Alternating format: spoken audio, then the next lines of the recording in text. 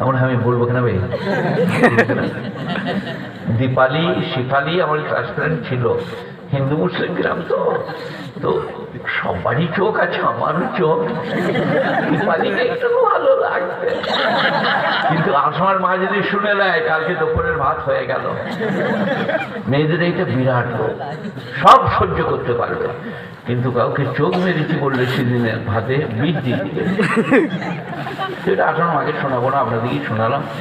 তো চোখ মারা, কিরামান কাতিবিন, সম্মানিত দুজন ফেরেশতা, লিখু, তারা লেখে, ইয়ালামুনা মা তাফআলুন, তোমাদের সব কৃতকর্ম তারা জানে।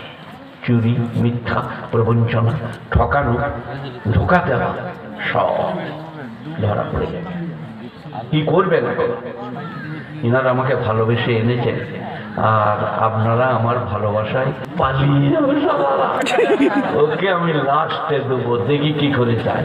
সেখানে আমি খুব সন্তুষ্ট যে এদিকে বুশ করে রাখতে পেরেছি। এখন যেটাই ধোঁকা, প্রবঞ্চনা, মিথ্যা, চুরি, চোখ মারা। ওইদিন বাঁকুড়া জেলার একটা আলেম আমাকে বলছে, ভাই একটা পোস্ট অফিসের মাস্টার কলকাতা থেকে এসেছিল, সে বলছিল